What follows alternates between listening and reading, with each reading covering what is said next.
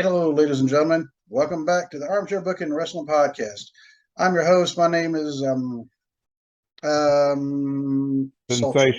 Sensational. Sensational Steve. Thank There you. we go. Yep, there you go. See, I have to rely on delicious Dwaylen Davis with the word Hey, for me. everybody. And the sad thing is, I even had a word earlier, and I was sort of thinking, okay, that'd be a good one.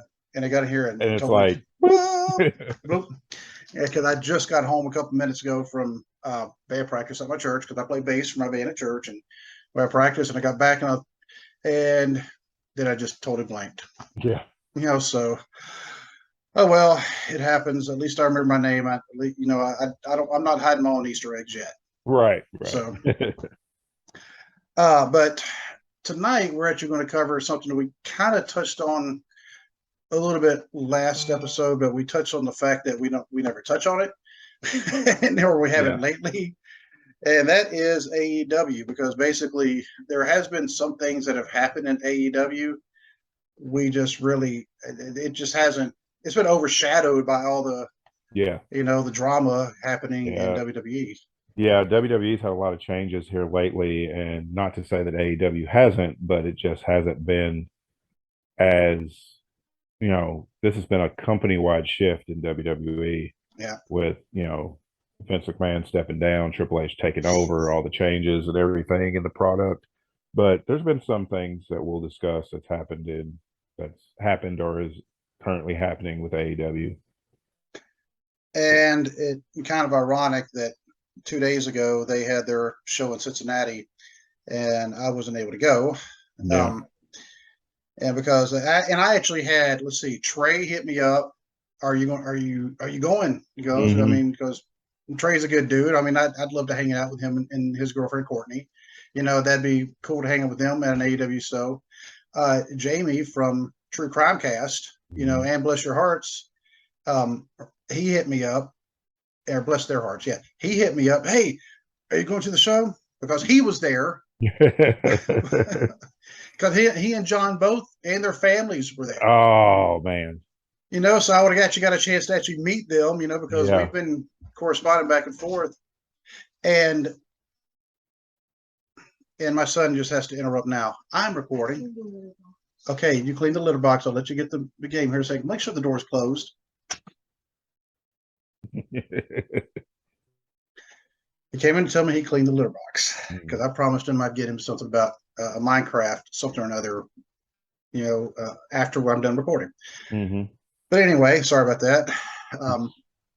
But yeah, Jamie and John were there, and I was like, well, I didn't know if I'd be able to go because I didn't know if my work schedule was going to have slowed down, and I wasn't sure if I was going to have the money because, like I said, sometimes there's just too much month at the end of our money.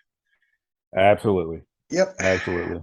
And of course, the wildly ironic thing is, I actually had both the time and the money to go.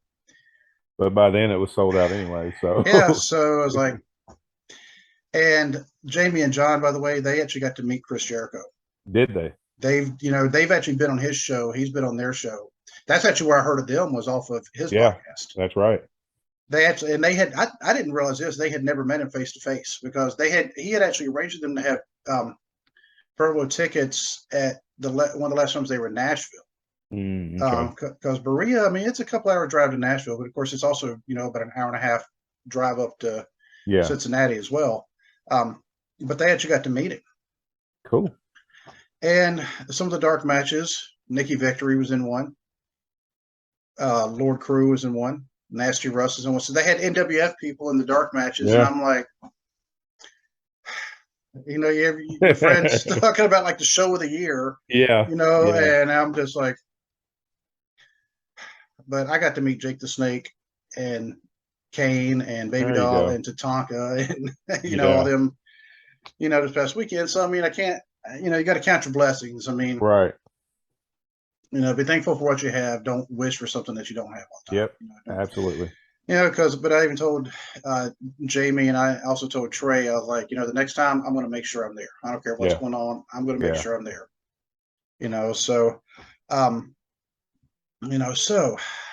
But yeah, of course, AEW is there. I would never go, but there was some stuff that happened at that show that, of course, we'll get into as well.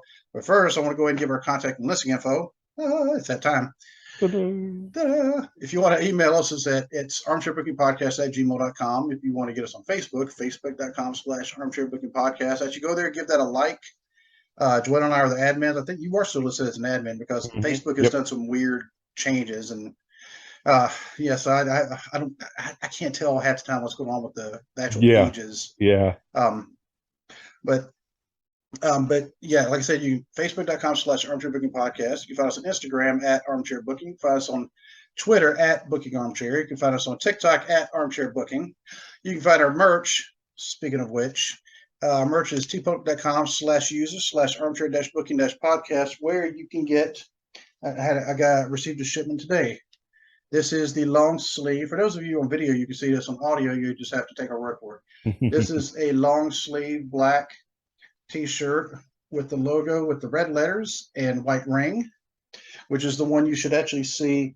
No matter what platform you're on, you should see that logo as part of the logo.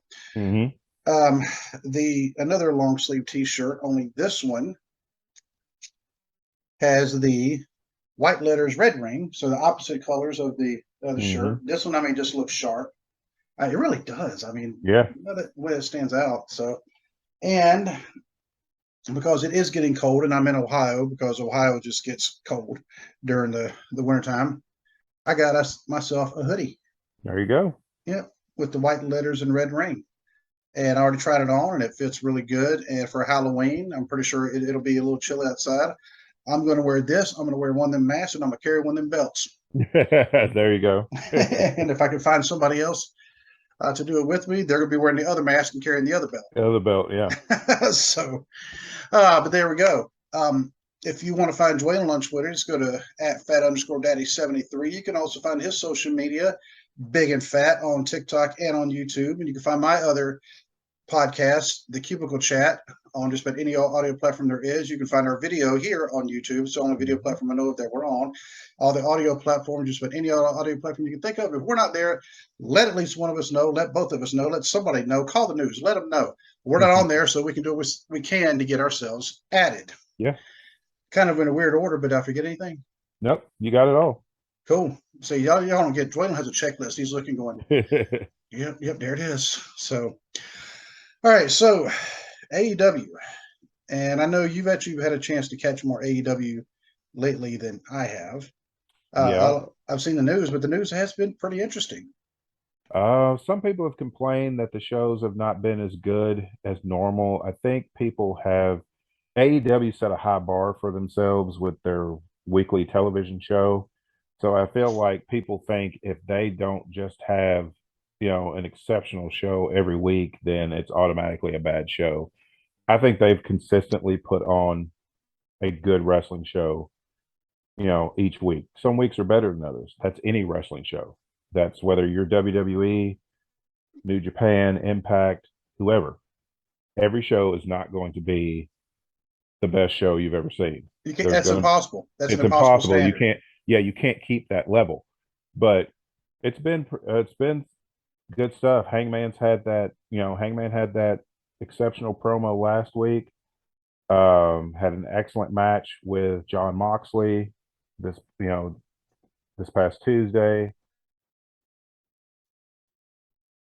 The match did have to end with referee stoppage because Hangman suffered a concussion when he took the Moxley hit him with a lariat out of the corner, and it caught him. I guess it just caught him right on the side of the head, but he suffered a concussion. They stopped the match to check on him. Referee called off the match, and then Moxley cut a promo while they were tending to Hangman and getting him out of the ring, and which was a good promo from Moxley. He said that he hoped that Hangman was going to be okay. He said, I hope he's up and moving around again soon and able to play with his baby and stuff like that. He said, unfortunately, this is a dangerous game we play, and sometimes bad things happen and you get hurt. He's like, but I hope he recovers. He kind of left it open, like the way he said it was like, I hope he recovers because we got unfinished business. But it was an excellent promo from him. Like, showing respect to Hangman, and hoping he gets better. Um, brilliantly, Mox brilliantly segued into talking about MJF because MJF, as we know, one of the absolute best promos in wrestling, cut another exceptional promo with another legendary promo guy in William Regal. They had a back and forth earlier Tuesday night, and that was exceptional. MJF has called his shot of when he's going to challenge for the title. He gave William Regal because he won that chip at the pay-per-view Right. that says he can challenge for the title whenever he wants. He gave it to Regal and told Regal, he said, I will he's like, I'm calling my shot. He said, and it's going to be at Full Gear. So that's the main event for Full Gear is Moxley and MJF for the title. And he said, MJF said, for the first time in my miserable life, I'm actually going to earn that championship. He said, I'm going to earn it. So I'm calling my shot now. He's like, that's when I'm challenging for the title.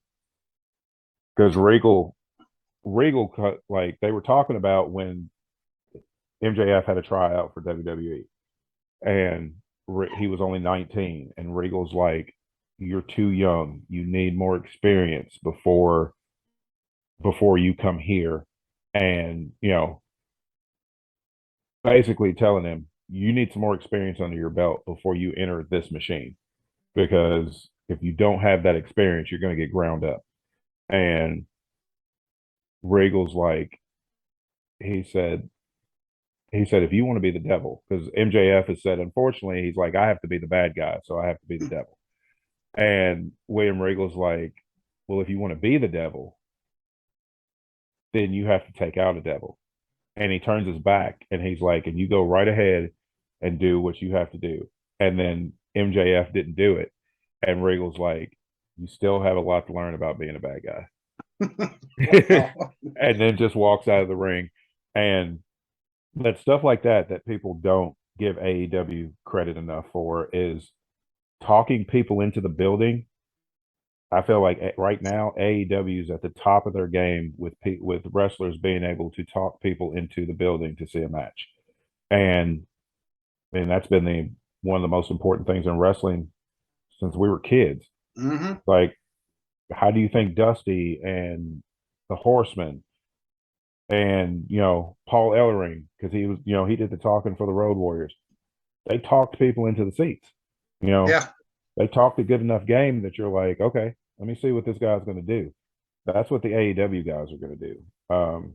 Hangman posted on Twitter that he was doing okay. He's still under concussion protocol, of course, right, but he's doing good. Doctor said he should, make a full recovery and everything, which is really good because he's definitely one of the, he's definitely the future of that company. He's going to be there.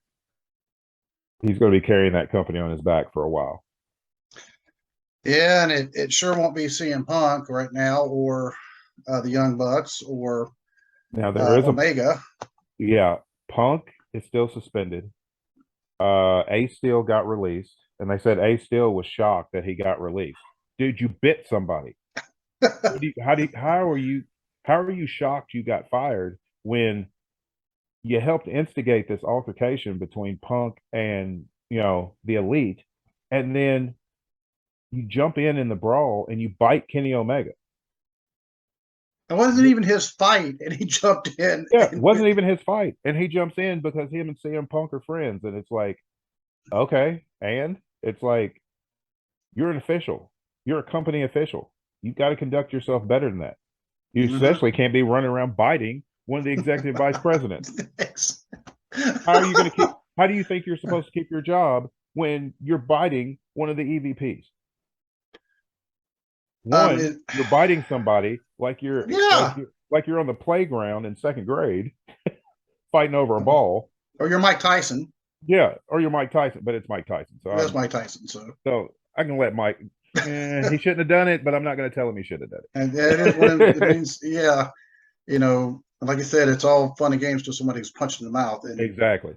Everybody's got a plan until they get punched in the mouth. Yeah. But Ace Steel got fired. CM Punk's still suspended. As of right now, the Bucks and Omega are suspended, but there's been talks that they may be on their way back. But I don't see Punk coming back.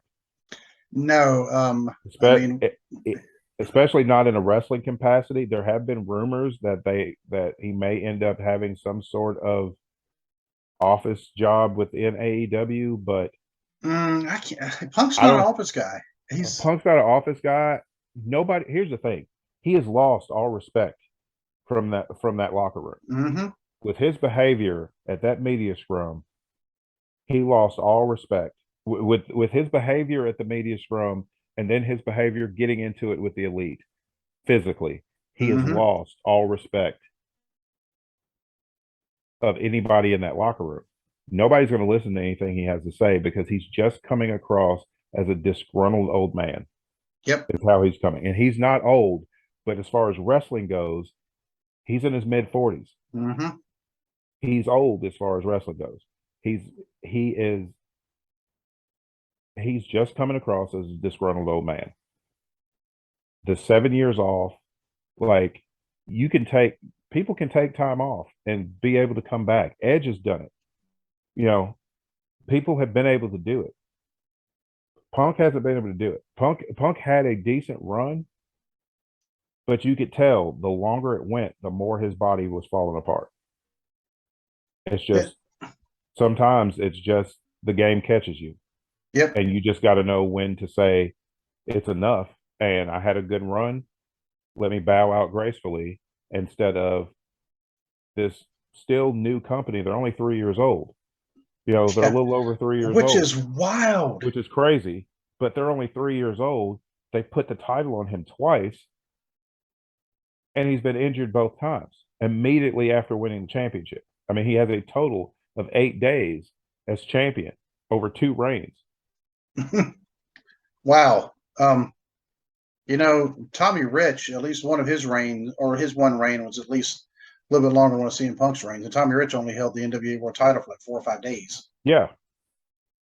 And is William Regal, is he an executive now? Or no, he's I think he does a lot of coaching and stuff behind the scenes. Makes sense. I mean, he's really good. He was really good in that role in WWE. I mean, he's one of the smartest people you'll see in the business. Oh yeah, brilliant. He's just WWE's missed the boat by not putting William Regal in the Hall of Fame. Yeah.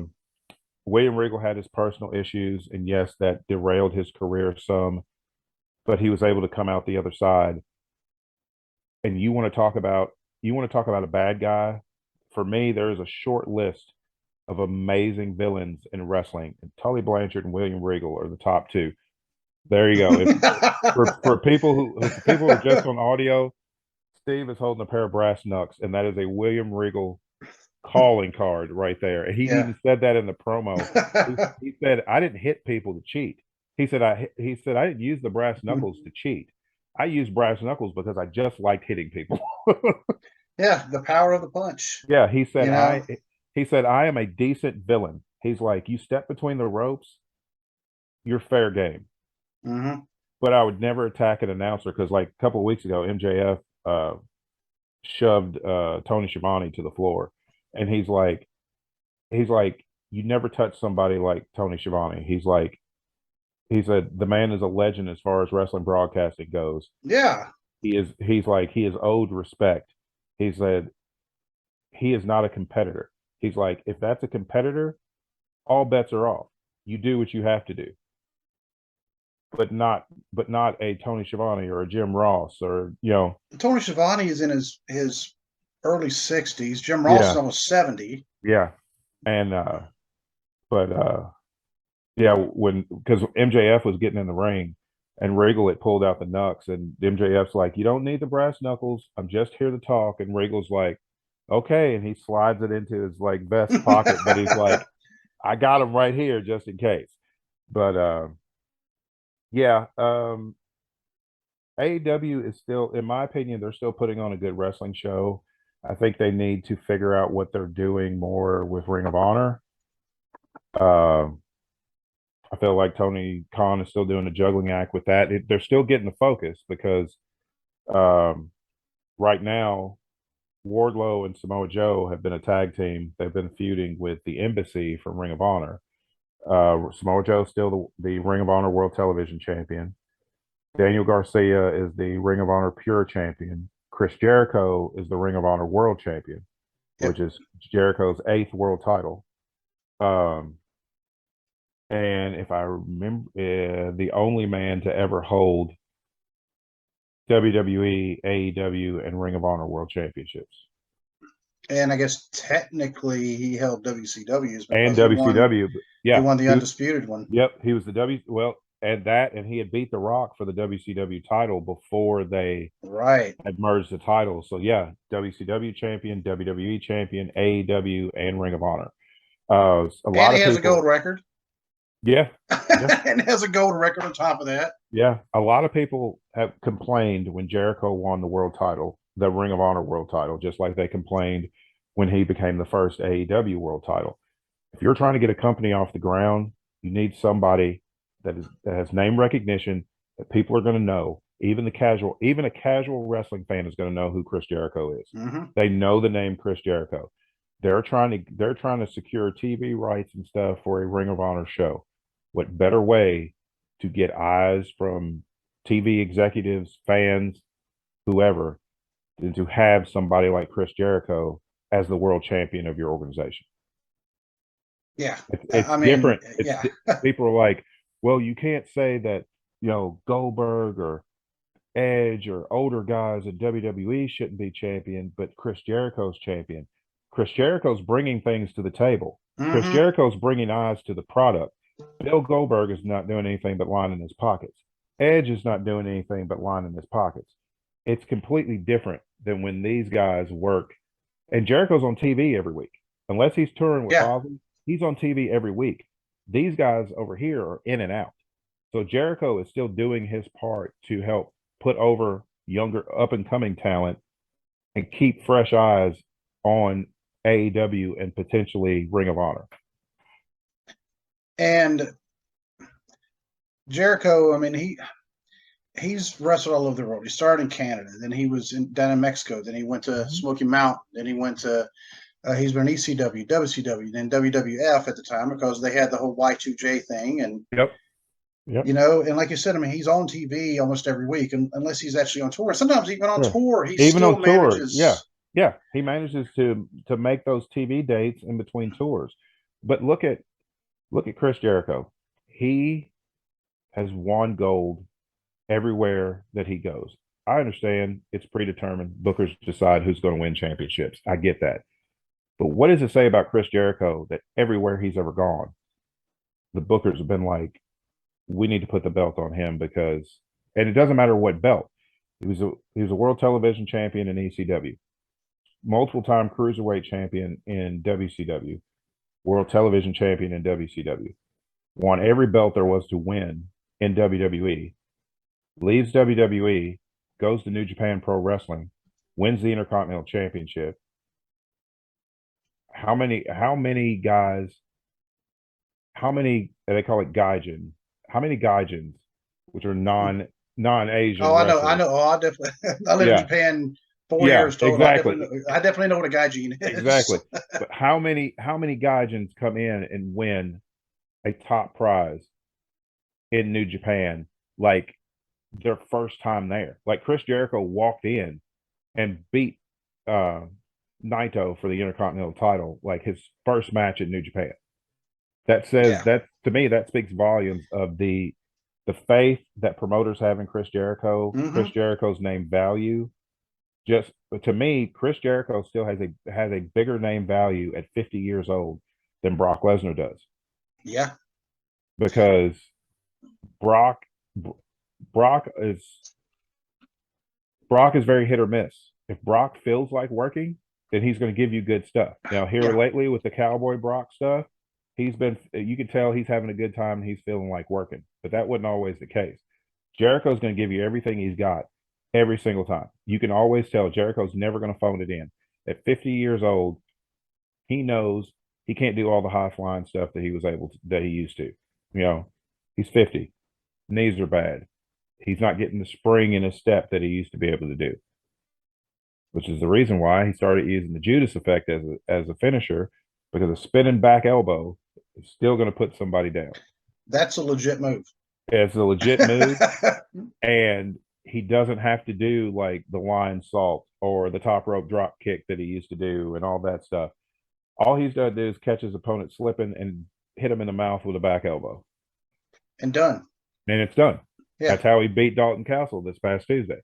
Dalton Castle had that match. He, like most of the match, Dalton Castle was in control. But Jericho hit the Judas effect and it was over. Yeah. And on top of that, Jericho has the best theme song in pro wrestling right now. What have I become? Exactly. Okay. I mean, the music starts and the fans are already singing it. So it's like the dude is still over. So just give him his roses now while he's here instead of waiting until he's gone and talk about how great he is. Can we just acknowledge that Chris Jericho is one of the greatest in the world right now? And he has his own award-winning podcast, a very popular podcast, which, yes, he has wrestlers on there, but he also has other non-wrestling, subjects and topics. That's how he got Jamie and John from True Crimecast. Yep. And go ahead. I was going to say, he's also, a couple of Halloweens ago, he had it's rare that I'll save a podcast, but he had one where he had somebody on talking about movie curses. It was around Halloween. Oh, okay. So it was special just for that. And I mean, this was the topic itself. I mean, because he was talking about the person he had on there was talking about how like The Exorcist was a little cursed, how The Omen, they felt it was kind of cursed and things like that, and all these different coincidences that all happened. But this was on Chris Jericho's podcast, The Wrestler. That wrestling guy. Yeah, that wrestling guy has also been on Dancing with the Stars. Yeah. That wrestling guy does a lot of stuff, and he's successful at what he does. Yeah. He doesn't go halfway. I mean, he goes, and Jericho, he's the one that I don't want to say he's keeping AEW afloat, but he's definitely keeping the Ring of Honor half of it now. Well, he's definitely keeping eyes on the product. Yeah. I mean, he's putting butts in seats, as Jim Ross would say. So, I mean, every 18 inches. Yeah, exactly. Speaking of, he just signed a 3-year contract extension. So he will be with AEW till at least through December 2025. Oh, there you go. Yep. And I mean, and Chris Jericho, I mean, I'm not saying he's never had drama in the past. There's been some backstage altercations with Goldberg. That was more Goldberg, though, not liking. Yeah, that was Goldberg. That was Goldberg thinking that he was a bigger star than he was, and he didn't want to work with Chris Jericho. Yeah, even though he'd been in the business like 4 months at the time. Yeah, and Jericho was even like, "Look, here's the thing. I will antagonize you this whole time. We can even, when we finally hook up, we can even do a squash match, and you can just run through me and get your revenge, and that completes the story." But Goldberg thought that he was, that was beneath him, so they had issues there. He had an issue with Brock Lesnar, but that's when Brock busted Randy open. And Randy is the one who had to say, whoa. Yeah, because nobody knew except for Brock, Randy, and Vince that was a planned spot and not Brock just going into business for himself. But Jericho, they said Jericho got right in his face and actually grabbed Brock in a headlock and had him down. And Randy had to pull him off and be like, no. Look, come on, let's talk. This is what's really going on. But so I mean, he's fearless. I mean, he said even if I would have lost the fight, I was going to let the point be known that what Brock did was messed up. Yeah, he's like, it was messed up. Me and Randy are friends, and I'm not having it. Yeah.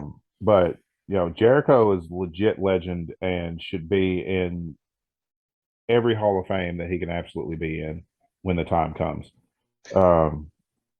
He's one of the MVPs, in my opinion, of AEW, but Jon Moxley is like the MVP of AEW. I mean, he carried that company through a pandemic. He was champion during the pandemic. He's carried that company through the CM Punk debacle. And the man was supposed to go on vacation after he lost the title to Punk. All that stuff happened with Punk and the Elite. Moxley canceled his vacation, uh, to help the company out. And he's also signed a 5-year contract extension. Because he originally had not planned on like signing another long-term deal with AEW. He was going to stay with AEW, but he was going to do more independent stuff, and then he would come in to AEW for like bigger things. But he said that was before I went to rehab. He's like, after I went to rehab, got clean, got my mind right and everything. He's like, I realized that this is what I've been looking for. This is the type of environment I've been looking for my entire career. He said, I'm respected here. They respect me. I'm allowed to wrestle here, but wrestle other places as well. I'm allowed to do dates in Japan and do independent dates in the States and things like that. Plus, his wife works there now. Yep, that was another thing I was going to say. Now, Renee Paquette, that ain't pronounced it? I think so, yeah. Yep. So now she's there. She's there. So, yeah, he signed a 5-year extension, which encompasses like wrestler. He's also going to be like help coach backstage, do some mentoring, things like that. But yeah, Jon Moxley is anybody who doubted him once the Shield broke up in WWE. That was WWE's fault, because they had this.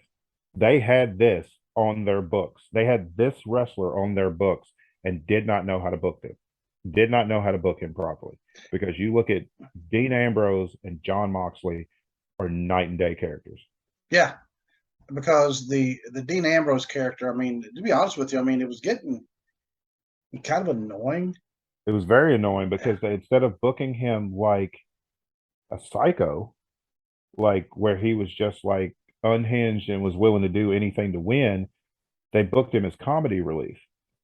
And like not even good comedy relief. Yeah, not even good comedy relief, just annoying go away comedy relief. And that's not him. He was doing what he was told. He was doing what he was working with what he was given. But you can tell the day he stepped foot in the AEW,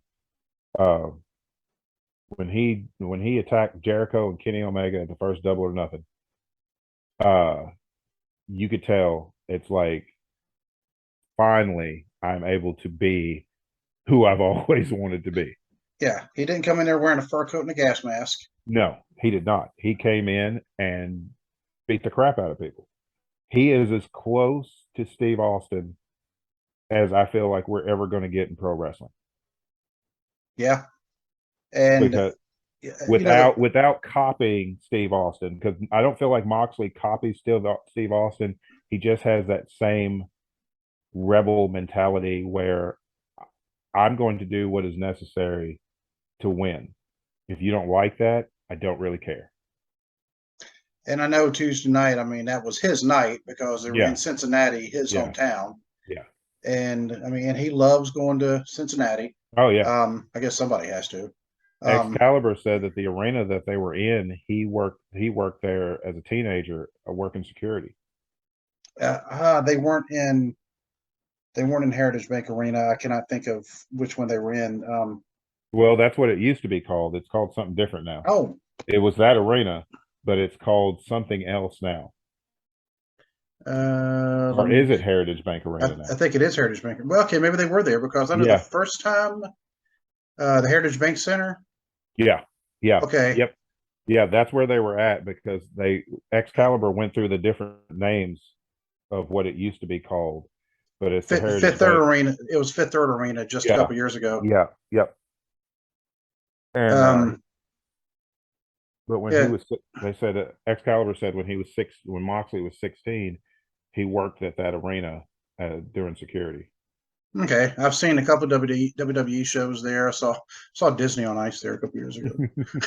So and a couple don't feel days. bad because I'm sure we'll be taking Abby's.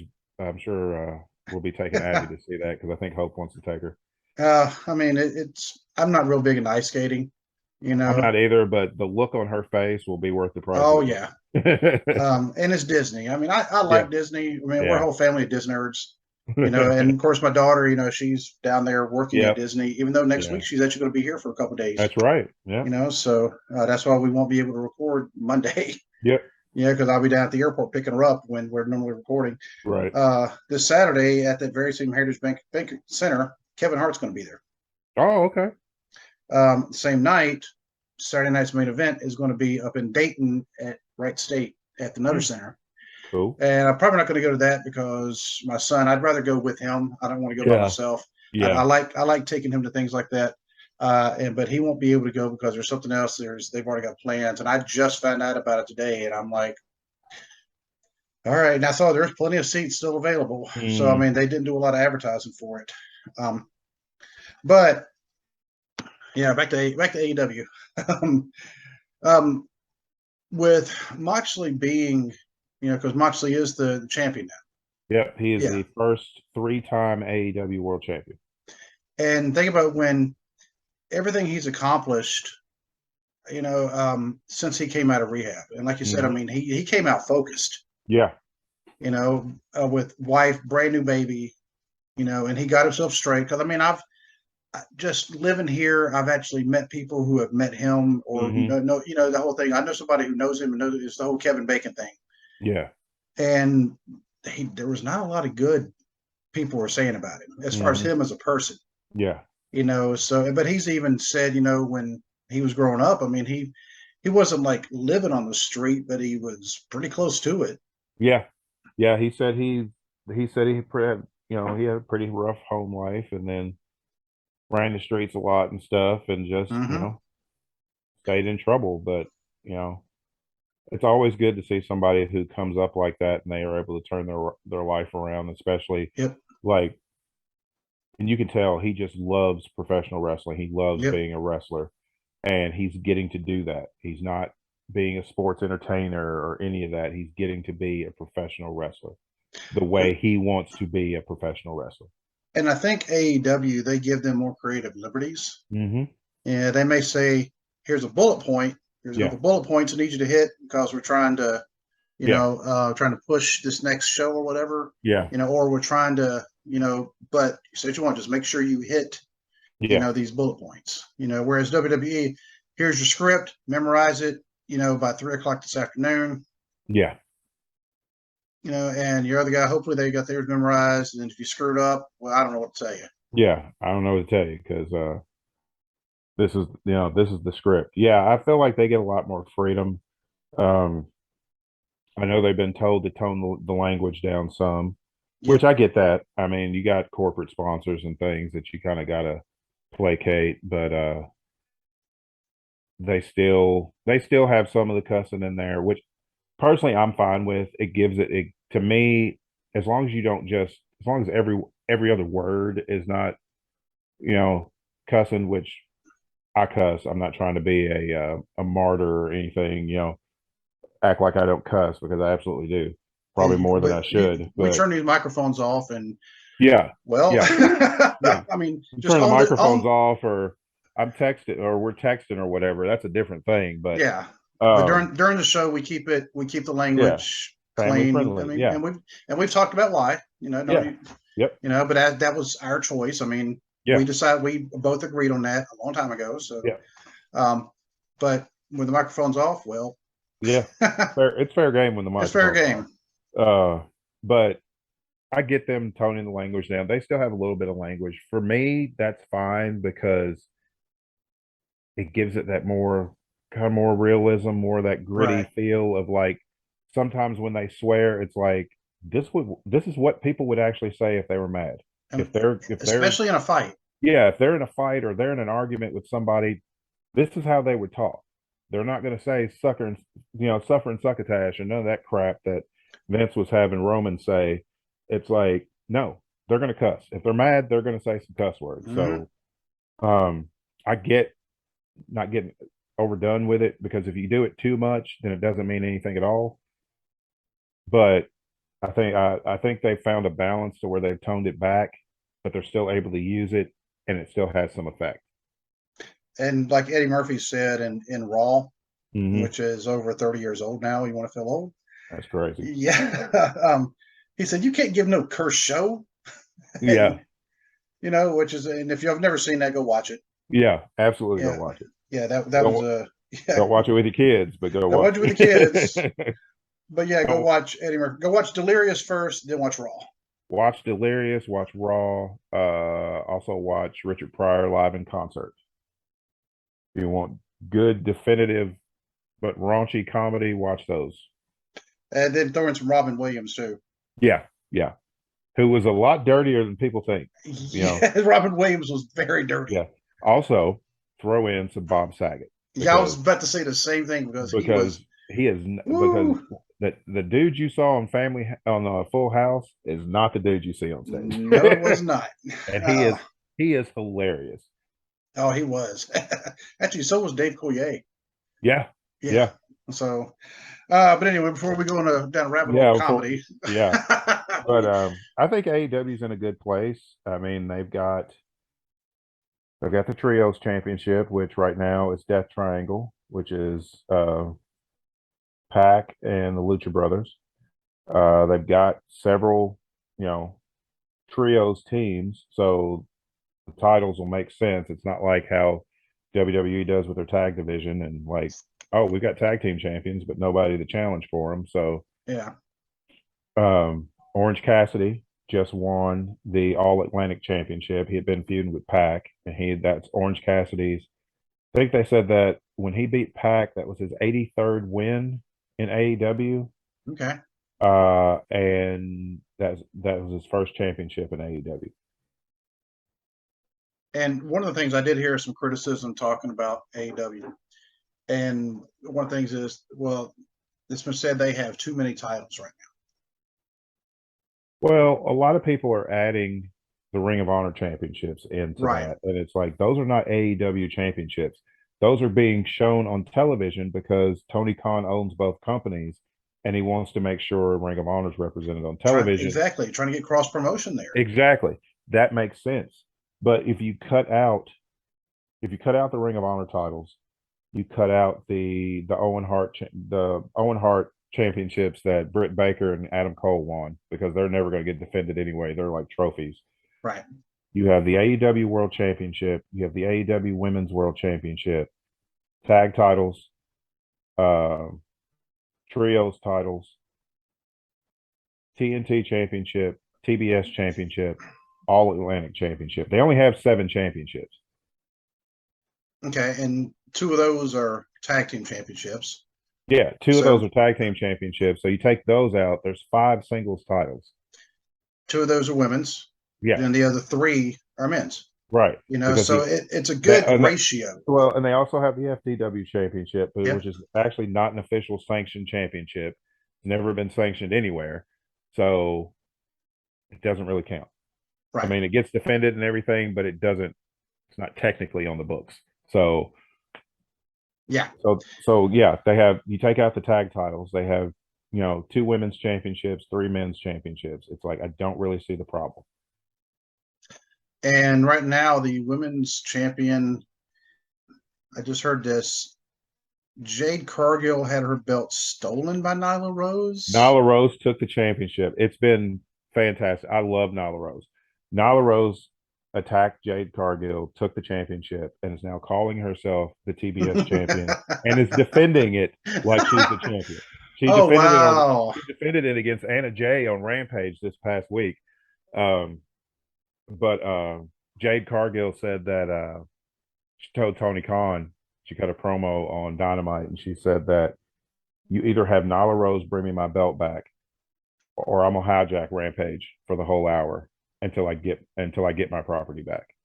So we're eventually going to get a title match, but yeah, Nyla Rose has got security to go with her.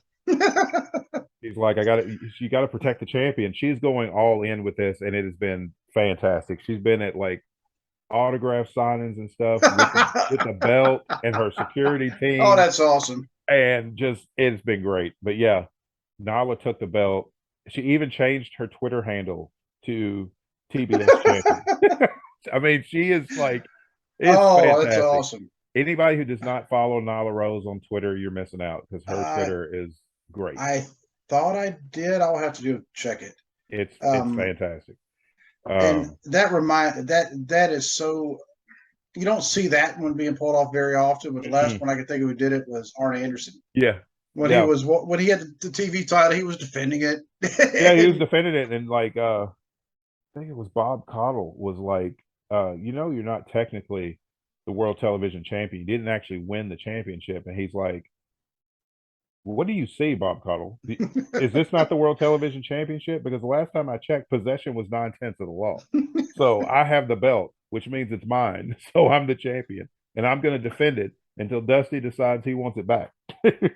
Yeah, it almost sounds like wands in Harry Potter. Yeah, it's like you just won their wand. You just go take it from their hand. Well, it's yours now. No, it's yours now. You took it. You took it. I mean, that wand answers you. The wand chose the wizard. Yeah. The belt chooses the champion. Now, Nyla Rose is probably not going to actually beat Jade Cargill for the title, but it's been a good feud so far. And a lot of times that's all you need is a good feud. Because, I mean, Jade's been running through people. I think she's 37 or 38. No, I mean, she hasn't lost a match yet. And she gets better every single time she's in the ring. Great look, great promos, great skills. Yeah. I mean, just if people talk about that it factor in pro wrestling, Jade Cargill has that it factor. Everything about her screams star. And another thing is she doesn't have to do this. This is not, she wrestles because she wants to, because she likes pro wrestling. She doesn't have to do this. Right. And they don't have to put the title on her. No. They put the title on her because they saw what they had. They saw the potential, and they saw, you can just, like I said, you can look at her and she just screams star. Why would you not put that title on her? Brings, it's going to build her up, and she's going to build that title up, which she has. She's actually made that title just as important as the women's world title. Yeah, because it's got eyes on it. Yeah. This, this angle is funnier. It's all get out, but but it's getting eyes on. It's getting eyes on it, and the thing is, everybody's anticipating when is Nyla Rose and Jade Cargill going to get in the ring and fight, because that's what it's going to be. It is going to be a fight, and those two women can go, and that's going to be an excellent match. I still want to see Thunder Rosa come back just because I'm a big Thunder Rosa fan. Mm-hmm. But I'm also an Ember Moon Athena. Yeah. She's been one of my favorites. You know that. Yep. For a long time. I don't care. She is an AEW. When the Royal Rumble comes out, I'm still going to pick her to win. No. Just because. I mean, you've got Paige is there now, which she's going by her real name, Saraya. Saraya. Yeah. She has also been cleared to compete. Which it kind of makes me wonder. The WWE doctors, I'm not saying they're too strict. They wouldn't clear, and they did the same with Daniel Bryan. Daniel Bryan had to go all over this country and find different doctors and go, have all these tests done out of his own pocket, I'm sure, and every doctor he went to cleared him, except for the WWE doctors. Which is kind of strange. And I know Vince didn't like Brian Danielson. He didn't really like his style because he's like, well, he's not flashy. Nothing about him, to Vince anyway. He didn't have the look of a champion. But I'm like, but he has the skills, which are better than every champion you have right now. Exactly. I mean, you literally had the best technical wrestler in the world on your books, and you didn't want to push him because he was too small and wasn't flashy enough. Which kind of ironic, considering he was trained by somebody else who Vince at one time said he's too small and not flashy enough, and who ended up being considered one of the greatest in-ring performers ever. Yep. And if people don't know what I'm talking about the Heartbreak Kid, Shawn Michaels. Exactly.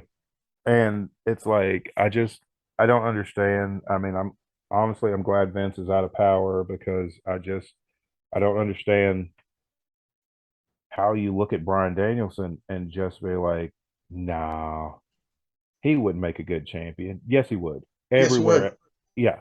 That's why Ring of Honor put the belt on him, and he held it for over 500 days. Yeah. It Yeah. was a long time. I mean, and that's Yeah. where. I mean, it's as far as like single reigns, Samoa Joe, Bryan Danielson, Nigel McGuinness, Jay Lethal. Jay Lethal has the most combined because Jay Lethal is a two-time Ring of Honor World Champion. The other three gentlemen have only held it once. But Samoa Joe still holds the single reign at 620 days, I think, as the Ring of Honor champion. That was a company championship until Samoa Joe won it, and then Samoa Joe started taking it overseas and defending it, and that's when they changed it to. He said I'm not just going to defend this in the United States. He said this is a world championship, and I'm going to treat it as such, and started defending it all over the world. So Ring of Honor's like, now it's the Ring of Honor World Championship. Yeah, I mean, you defend it all over the world. Mm-hmm. You know, it's a world title. Yeah. You know, period. I mean, that's simple math right there. Yeah.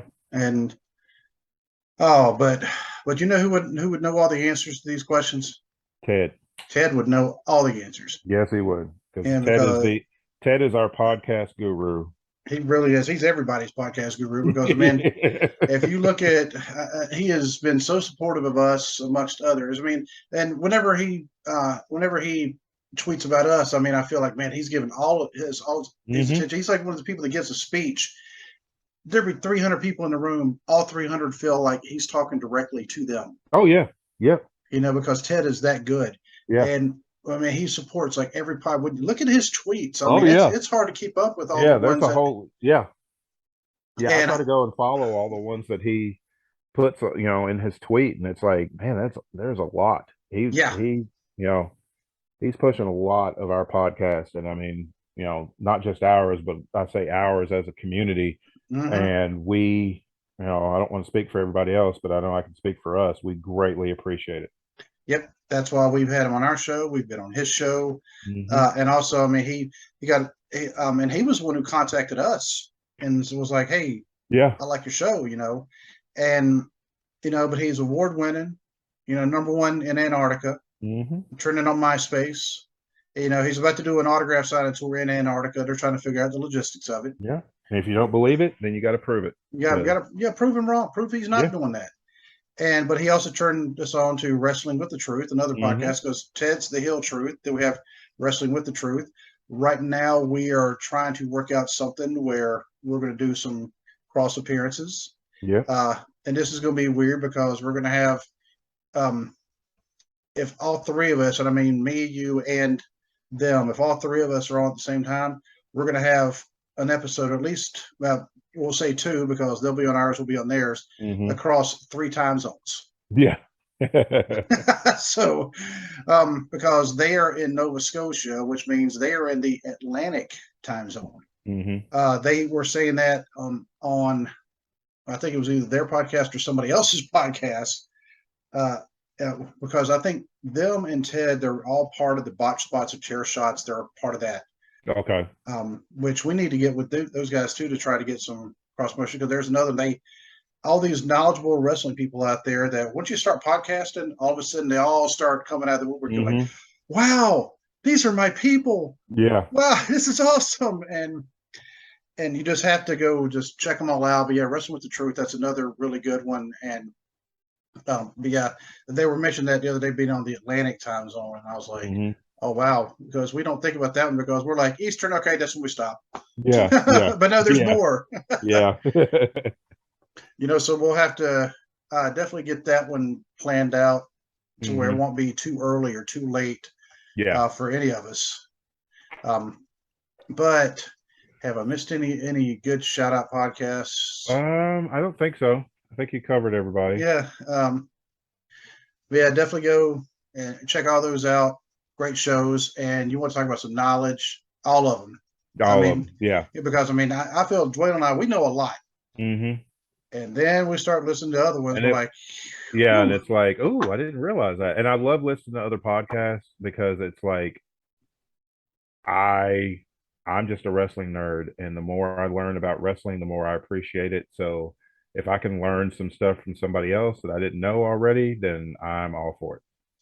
In fact, Wrestling with the Truth, their latest episode, I mean, this is why I had to send them a message. I was like, you guys must be reading my mind because they were talking about something. Where's it at? Where's it at? Is kayfabe gone forever? And some of the hit the points they're hitting on, I'm like, they are seriously reading my mind because this is stuff that you and I have actually talked about, even if we didn't do it on the podcast. I mean, Yeah. we've texted each other talking about it. We're like, yeah, we need to get that. We need to somehow work that into a show. Yeah. And then they did it. And they were talking about a lot of things. I'm like, oh, so that's something that I definitely want to have a discussion with them about that. You know, and they had on that one, they had, oh, come on now, where we at? All right. They had Bama Dave from another guy. He has another podcast. And man, I need to get hold of him too. See, all these people need to go. I need to just get a list. And I also contacted. I showed this card the other day. The developmentally speaking. Yep. And if you go to their YouTube channel, which right now they only have YouTube, they don't have any audio, just video, which is kind of weird. You know, video, well, you have the audio with it, but they're not on any audio platforms right now. Right. I went through their interviews to see who all, because they've had some interviews, and all of a sudden I stopped and it caught my eye. I was like, Big Strong Mims. Awesome. They have interviewed Matt Mims, who is such an awesome guy. Oh, yeah. And he's a guy who makes Dwaylen and I feel dumb, not because not because he's trying to. It's just I've never talked to anybody who had that vast of a vocabulary before. I'm just like, I had to go look up the words that he was saying. I just had to keep nodding. Yeah. But awesome interview, big dude. Oh, yeah. Super nice guy. And I haven't watched the interview yet with him. But I just saw that on there because the guy even told me when I met him in Chillicothe this past Saturday, he said they were getting, some stuff going with the NWA. And I was like, oh, okay. Oh, cool. Emailed him yesterday and he's like, oh, I said, yeah. I said, I just want to touch base. So, talking across me. He said, oh, cool. He said, what do you have in mind? I was like, well, let me talk to my co-host and I'll get back with you, throw some ideas out. And, so sounds like now that my work schedule has finally calmed down, we'll be able to do more of the things we've been talking about doing. Yeah.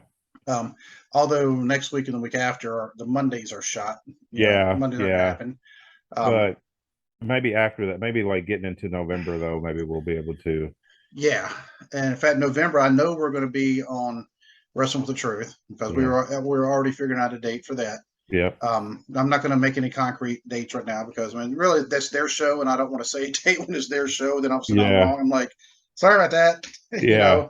But we're working out dates and be on ours too. So go check them out. I mean, that'll be, especially, if you're a wrestling nerd, like what Dwaylen said, you'll enjoy it. Oh, yeah. So, and their accents are a lot different from ours, because, I can try to do the Nova Scotia accent, but, but it's just for us, we're not used to hearing, of course, then again, our accents sound a lot different than them. Yep. And trust me, if you ever lived in a country other than the one you live in or one that you grew up in, you realize that not everybody else has the accent. Sometimes you're the one with the accent. Yeah. Yeah. So that's true. Sometimes just going from state to state. Yeah. But anyway, I'll backtrack to AEW because we haven't touched on the women's too much, but it sounds like they're drama. I knew there was some drama with Thunder Rosa in the locker room, but I think she's also hurt. Yeah, she's hurt. Toni Storm is the interim women's world champion, which there'll be a unification match, when Thunder Rosa is able to return. But Toni Storm's been doing really good. She's another one from that spent some time in WWE, and they didn't realize the talent they had on their hands. Well, Triple H did, but once she got to the main roster, they just put her in a dumb feud with Charlotte Flair that just buried her. And so she's doing good. Their women's division is still doing good. And I think Saraya is going to give them a shot in the arm because, everybody knows who she is. And She was always really well liked in the WWE system by the fans, the people backstage, everything. So I think that's going to be a huge shot in the arm too for the women's division. Um, but yeah, I think AEW still they're doing a whole lot better than you would expect for a 3-year-old company. Yep. And even though they've been kind of shaky lately because of the drama, well, Tony Khan, I mean, he caught some criticism. I mean, which he did earn some of the criticism. Yeah, but he's also trying to give out a good product. yeah, he's definitely doing his best to give us a consistently a good product. He also dealt with those issues. He did catch criticism, and he deserved the criticism, but at the same time, he didn't hesitate to deal with it. And he stripped the Bucks and Omega the trios title, stripped Punk of the world title, and suspended everybody. That takes some nerve. He could have Especially just considering 3 of them are his EVPs. Yeah, he could have just made excuses for them, left the belts on them, kept them on TV, but an example had to be made. And Mm-hmm. whether you're an executive or you're, the world champion or whatever, you can't behave that way. And their product, like you said, I mean, they started out with the bar raised really high, so they may have started out too strong, but at the same time, they had to start strong. You got to start strong because you got to get those eyes on the product. If you Mm-hmm. come out with a mediocre show, people are just going to be like, I'm not interested in watching that. But they still set the bar. They still put on the best pay-per-views, I think, of any company that I've watched And in their the actual last. pay-per-view. And they're actually pay-per-view, and they only do like 4 of them a year. So the rest of the time, big stuff happens on TV, which is how it should be. That's Mm-hmm. how you get ratings. That's how you get people that are so concerned about ratings. It's like look at how AEW does it. Most of their storylines get built and dealt with on television because they only do pay-per-views 4 times a year. So the And right now pay-per-views they're not doing are house like shows, here. are they? Uh, Actually, I don't know if they're running house shows or not. I don't know if it's just Dynamite and Rampage or if they're doing house shows. I'm not sure. I'll have to look. I'm not sure. And yeah, definitely have to check out their dark and the dark elevation Mm-hmm. because you'll see some people that will. I mean, there people are getting tryouts because Yeah. the Yep. 3 names that I mentioned before. Mm-hmm. I've talked to one about coming on the show, and that's Crew. Mm-hmm. Nikki Victory, she's actually said, "Yeah, send me a message." Yeah, I did, and Cricket. But I mean, I And know she's also very, very busy mm-hmm. because she, like Roger Ruffin told us on this show, he said there is no ceiling with Nikki Victory. No, not at all. Um, she has all the potential and all the skill to be a big star. Yeah. She just needs that break. And I think Mm-hmm. the more she does dark and dark elevation, I think eventually she'll get on AEW television. And Nasty Russ, I mean, he's a veteran, but I mean, he's one that every time any of the NWF people talk about him, they always talk about him in like high esteem, actually Mm-hmm. high praise, because they Yeah. say they said his knowledge of the wrestling business is on par with anybody. Right. They said, I mean, he's one of the best ones out there, and so yeah, he's been on Dark. I know this at least twice for him. I think it's been at least 3 times for Crew, and I want to say this is maybe 3 for Nikki Victory as well. Mm-hmm. So but I mean they give that chance. They have Yeah. these dark matches. WWE. I mean, I've been to WWE shows. I've been to Raw. I've been to SmackDown. They didn't have those. They didn't No. have the dark matches. No, they don't have those to give people that opportunity.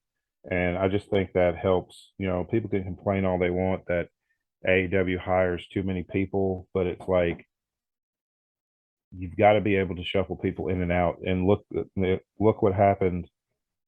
If they didn't have the roster that they have, when Omega got hurt, Mm-hmm. other people were able to step in and fill that space. when Omega, the Bucks, and Punk all got suspended, other people were able to step in and fill those holes, and the show moved on without any hiccups because they have such a deep roster that they can do that. Yep. So like I said, even though they're shaky right now, I don't see them collapsing. No, not at all. No. I think no, I don't see them collapsing at all. I still feel like Tony Khan's doing a good job, and they have so many talented people, and they have so much veteran leadership that you've got Regal, you've got Mox, you've got Danielson, you've got Claudio, you've got Billy Gunn, you've got behind the scenes, you've got Arn Anderson, Dean Malenko, Tully Blanchard. I was trying to think of somebody else. Why am I drawing a blank? Christian Cage, Jerry Lynn. You've got all this talent. Dustin Rhodes. So I think they'll be fine. Every company has hiccups. Every company has problems, and it's just how you deal with those problems is what matters. And I feel like that they're doing a good job dealing with the issues as they come. And as wrestling fans, and notice I said wrestling fans. And I'm not an AEW mark. I'm not a WWE mark. I like wrestling. Yeah. Yep. So if you say, "Well, I like wrestling, not WWE or not AEW," then you're not a wrestling fan. No, you're a company fan. And it's like, no, it's not how it works. I mean, now I may prefer one, and that honestly, that can kind of depend on what day of the week it is too. Exactly, and that just depends on what product each company's putting out. I mean, doesn't mean I dislike the other one. Right. Just right now, hey, this company's putting on a better product, so I'm kind of leaning towards them. But maybe the other company will step up, and so it's good for the business overall. We know Ring of Honor. I mean, they're going to be hopefully building back up to where they can treat it like really two different brands. Yeah. They can say Raw and SmackDown are two different brands all they want to. They have people crossing back and forth. That's not. Yeah. But Ring of Honor and AEW, they could treat them as two different brands and have them going on two different tours. Yep. But either way, good time to be a wrestling fan. And I go ahead and wrap this up. And with some bad news. 2 wrestlers had family members pass away. Mandy Rose's brother. I don't know the circumstances of that one. But that was within the past couple of days, because all of a sudden she was not on TV and people wondered why. Well, they found out her brother passed away. Because she had 3 brothers and they were her biggest supporters. And so our thoughts, prayers go out to her and her family. And then today, Kevin Nash's son, you texted me that about 3 hours ago. Yeah, Kevin Nash's son passed away. He was 26. Don't know any details or anything. Just know, he passed away, and our prayers are with Nash and his family. And I can't imagine what he's going through. Especially since today was Scott Hall's birthday. Yeah. So hate to end the show on a downer. I mean, I actually meant to bring it up at the beginning, but I still didn't want to show the end without at least bringing that up and letting it, just say, definitely our thoughts and prayers are out with all of them and their families. I mean, it's going to be a hard time. So next week, well, like I said, we're not going to be recording on Monday, but we're supposed to be back on Thursday. Yep. I don't think my work is going to be ramping up anytime soon. And, so I'm pretty sure, we'll have a pretty good subject if we do manage to get an interview scheduled for that day, because I'm still trying to work those. And just because I met some of the people like in person, it's like, hey, trying to get us, I sent another message to Nicola Roberts and haven't heard anything back yet again. So I may just have to at her on a tweet, say, hey, when do you want to come on the show? Yeah. Because I think she could be a really good interview. And then some of the other ones there, Tatanka, he said, hit him up, through his socials, and we'll see what we can do. Yeah. Because I think he'd be another good interview. So yeah. And man, he was a big dude. He was just massive. Thankfully he's a nice guy. Yeah. But until a week from today. All right. All right, my Yeah. friend. Want to All say right. go ahead and say good night. God bless. God bless.